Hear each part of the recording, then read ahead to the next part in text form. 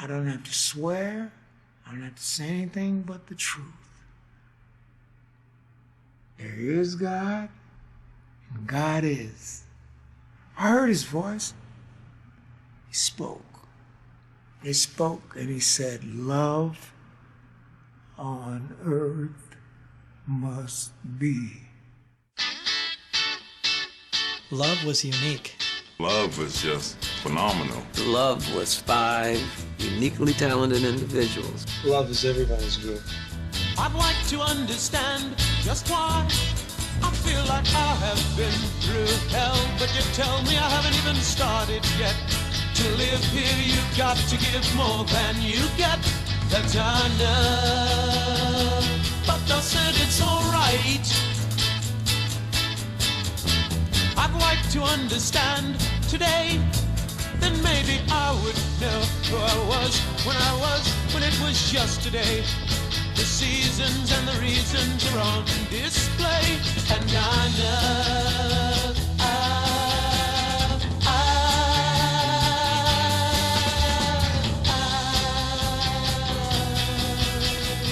Know anything about God? There's this legend of love and the legend of Arthur Lee. You know anything about the devil? He has a voice that I just don't understand. You know anything about myths? He doesn't want to be a rock and roll star. He wants to be a songwriter. You know anything about reality? He was a true genius.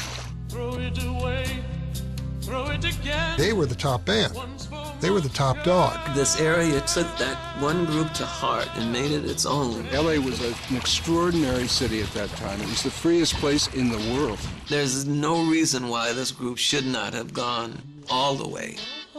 Love's music kind of exposed a little bit of the dark underbelly of paranoia and the Vietnam War, and it's not all peace and love. When it came time to do the third album, you had a band who couldn't play their instruments. The drugs were there, people around us were bringing the drugs to us, and we used the drugs. The world keeps changing, and I just happened to make an album called Forever Changes. I don't know how anybody's beat that record.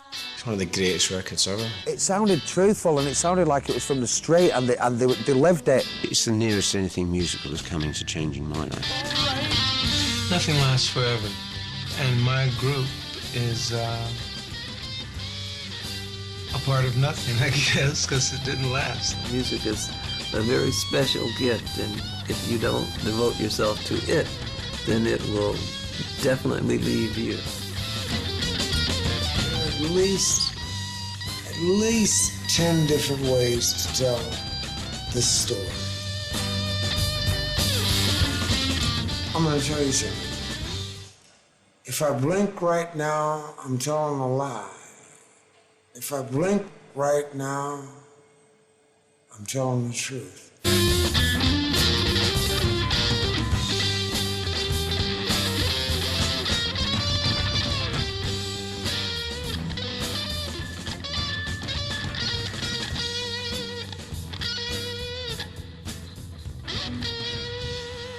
Every single morning of my life, when I woke up, my aunt had on blues or jazz or some kind of music. It was just, man, that's what I woke up to music, you know? She'd have Howlin' Wolf, Muddy Waters. She'd have all, it was in the late 40s, you know what I mean? She'd have all these different people. She was a music freak. She didn't play an instrument, but she liked to have a good time. And the thing about it is, I'd hear so many different styles of music, and when I hummed along with it, it was the same thing that they were doing, no matter what kind of music it was, you know? And that's my gift, variety. I was born in Memphis, but I wasn't raised in Memphis. I was basically raised in LA. Y'all, I left when I was 5 years old. I was raised by my mother until the age of 5. She remarried. My stepfather, he adopted me.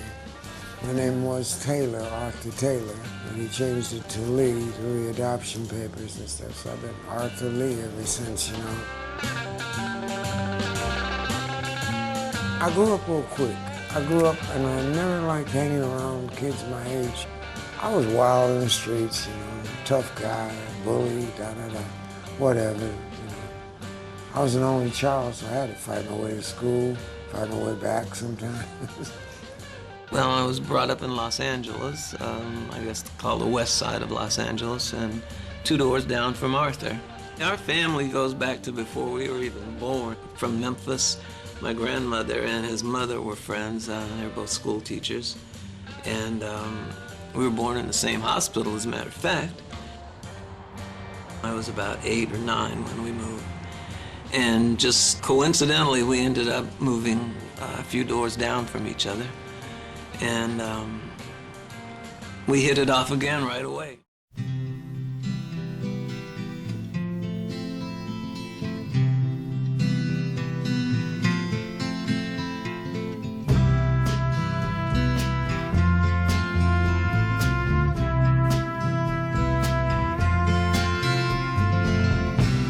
Hummingbirds hum, why do they hum? Little girls wearing pigtails in the morning, la da da da da da da.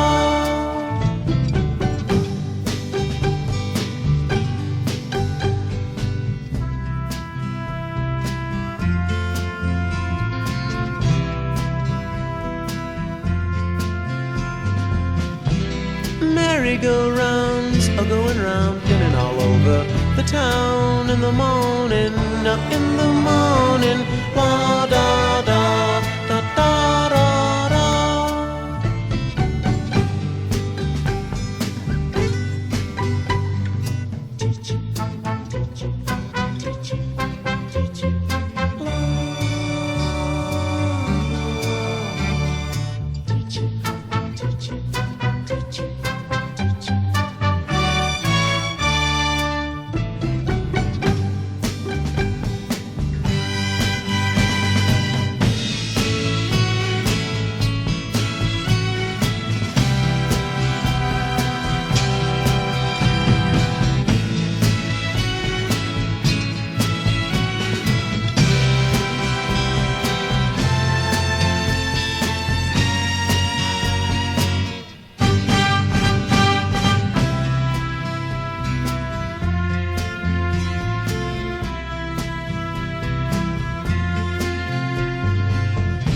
Summertime's here, and look at their flowers everywhere in the morning,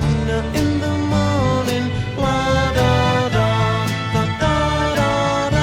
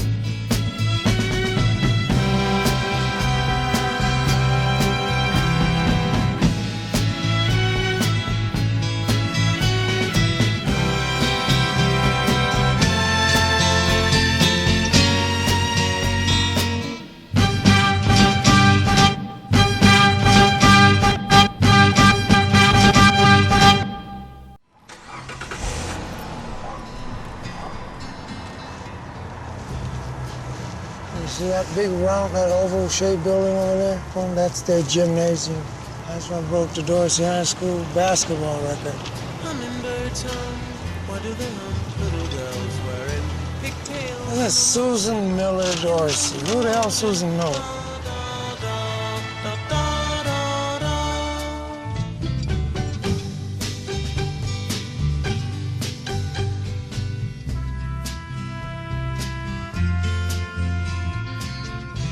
One day we were having show and tell in school, and there was this gentleman or kid, his name was Danny Oken, and he brought a guitar to class.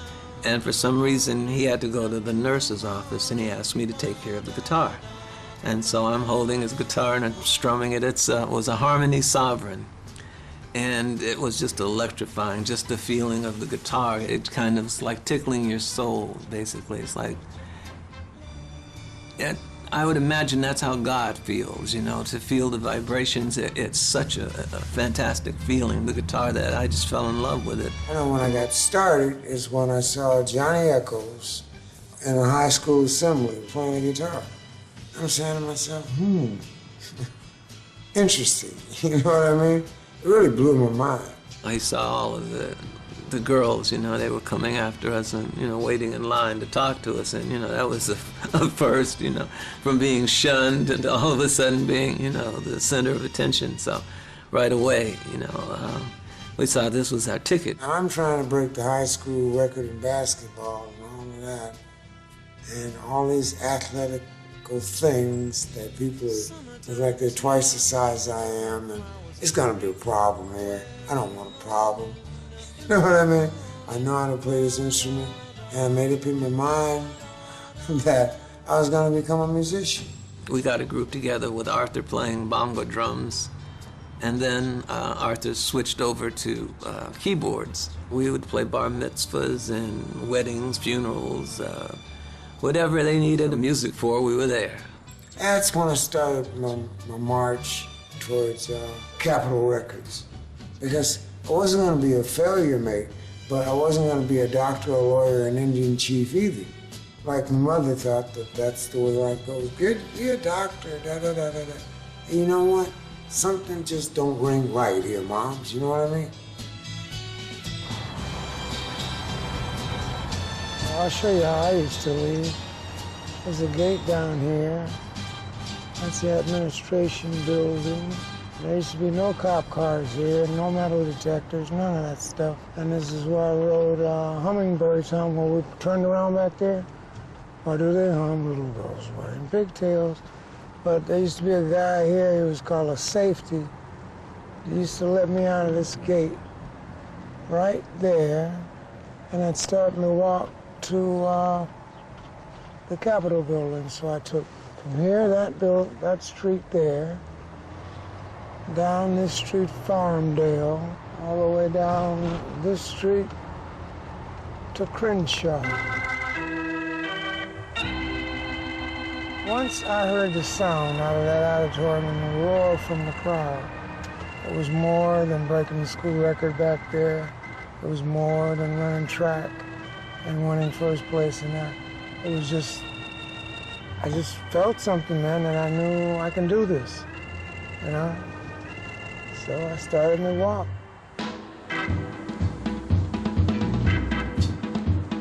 Did you do this after school, Arthur, or? No, I did it during school. I did school to do this.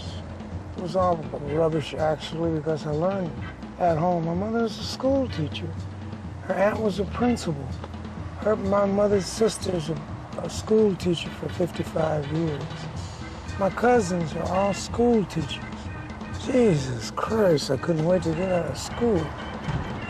I'm not saying everybody drop out, tune in, turn on, drop. I'm saying go to school, learn a trade, and do something that you like to do if you can find that. Make a go of it, man, and don't let go. I haven't let go. Since I started this walk in 1963 or 2. 1962 or 3, something like that. And this is what, 2005, and I'm still walking. Trying to find that way. How far's the walk, Arthur? About 9 miles? I don't know, but I didn't care.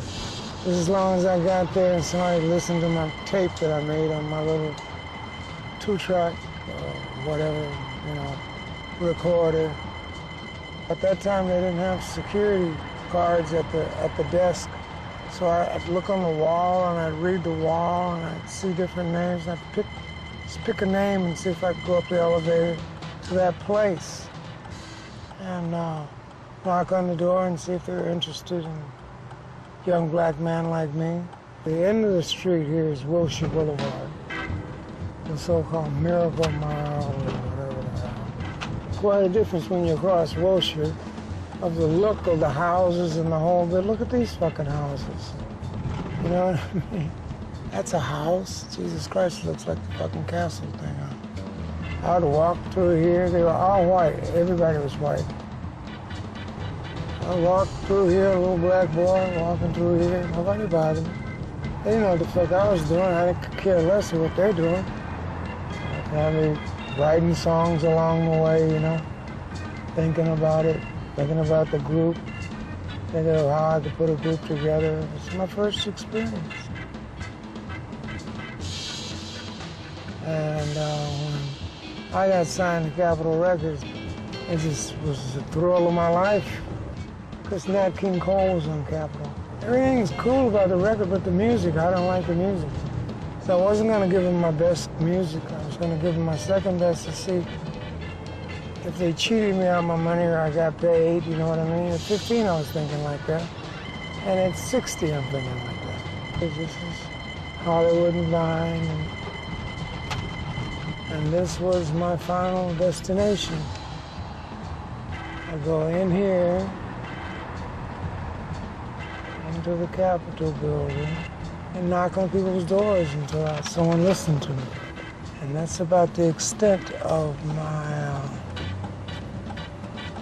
that was my rendezvous, right? Then I'd have to walk all the way back home. Now, we're still in school, right? Okay, we'd start Friday night, we'd play a frat party, and then at 4 in the morning, we'd go to Cappy's and play all night until about noon, go home, get a little sleep, go back, play another fraternity party, and play an after-hours club again. Johnny and I used to back up all the bands, the old Jays, the this ones, the that ones, the cross-dressers, now they call them, the homosexuals, men, and, you know, wore dresses and fooled people as being women, whatever.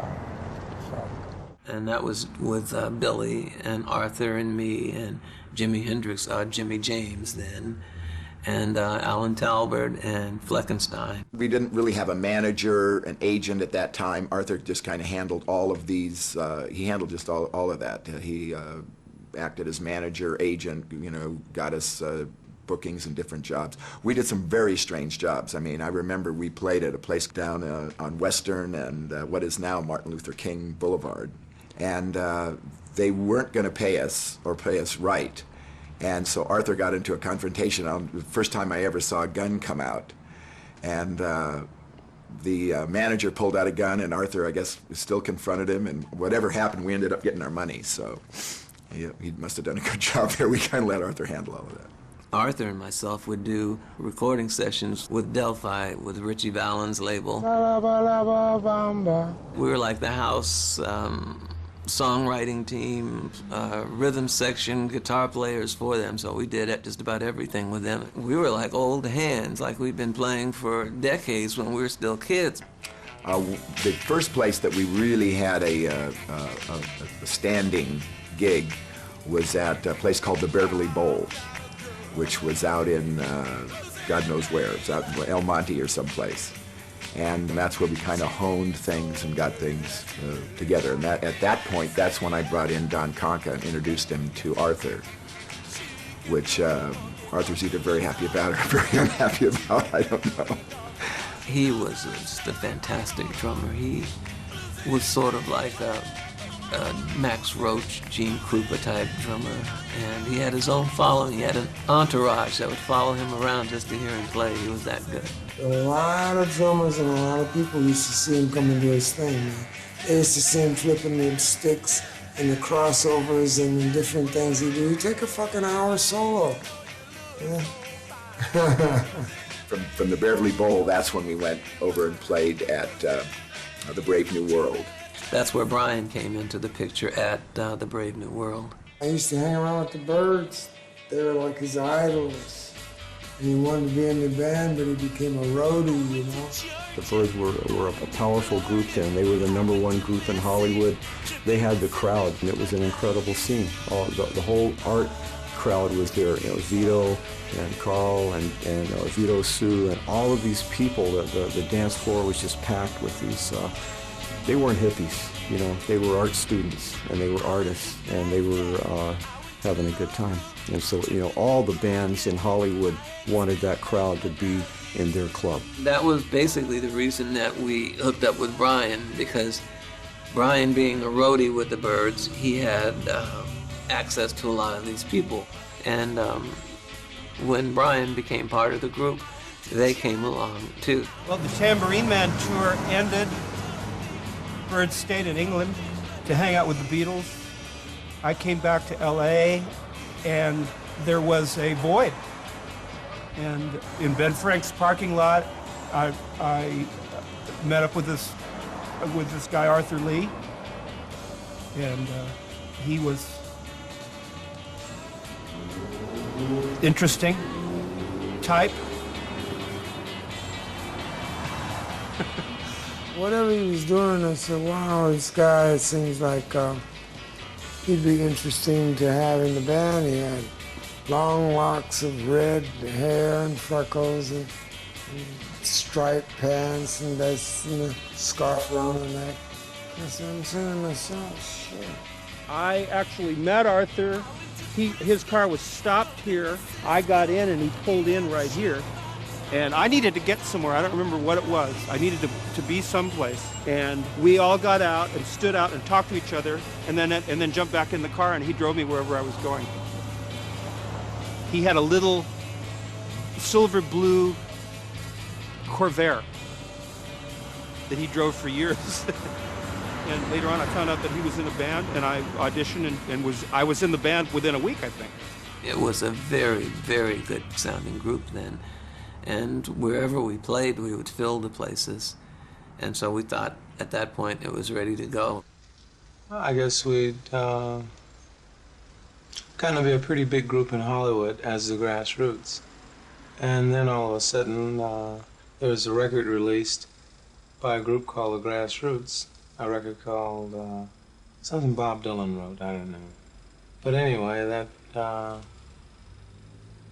blew my cool because I didn't have my name registered or anything, you know.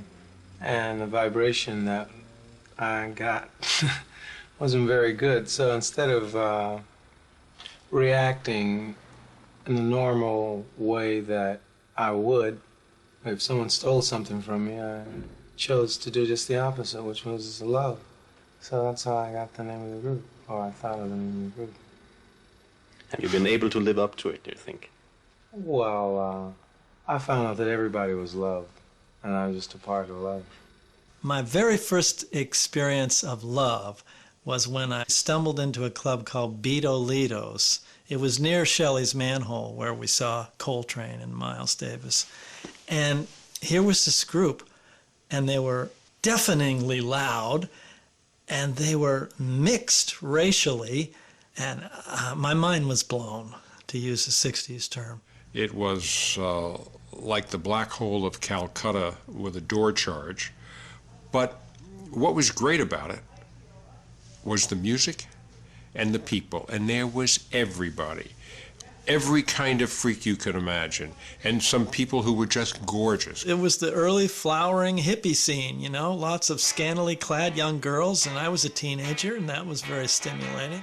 Opened my eyes. I wanted to leave home immediately. This was Love's answer to the Cavern Club. We played here 7 nights a week, and wouldn't matter whether it was Monday or a Saturday night, it was always full. Over here is where the stage was, and this is where the group played. All this area in here was dance floor. It was raucous, it was loud, guitars would be bouncing off of all these walls, and so you had a huge sound. You could do some damage to your ears. People talk about the way I look. I think I'm always said I gotta live to write a book. But don't they know? Everybody would look at Love and they would see something special.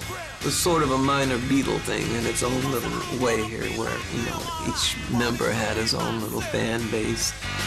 Let me play it one time now.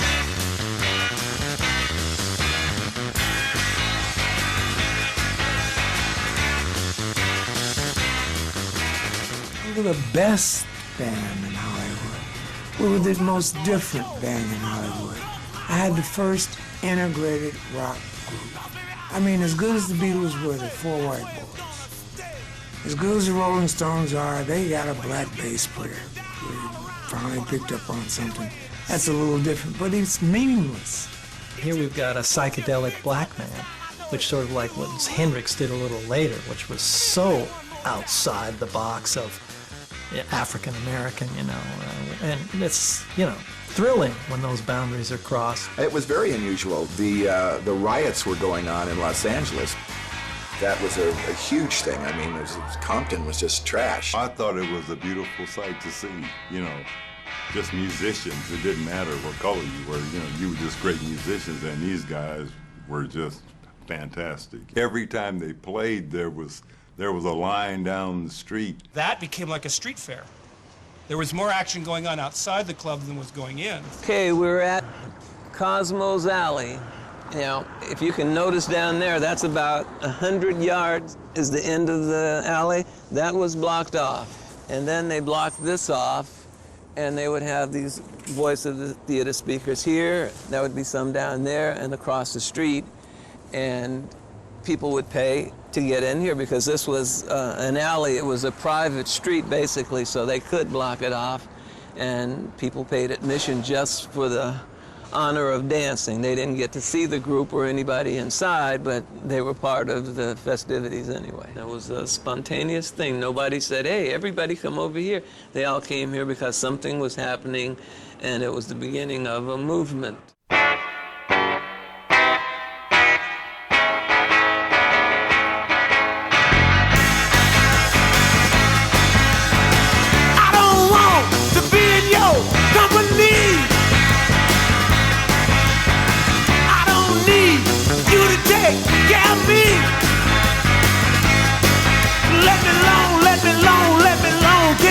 Let me be. All I want in this world is to say I'm a man that's free. People talk about the way I look.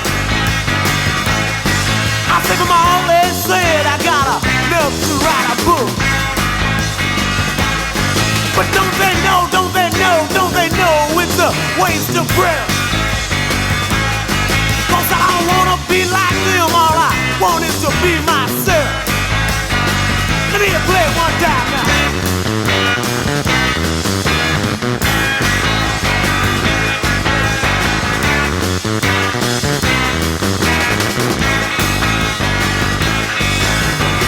Don't try to force your smuggled drugs my way.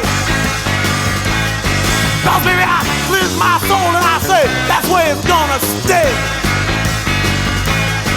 Where you can put me down all around on the ground any way it choose. Get your kicks with your fix, but this time I know it's you who lose. Let me play it one more time.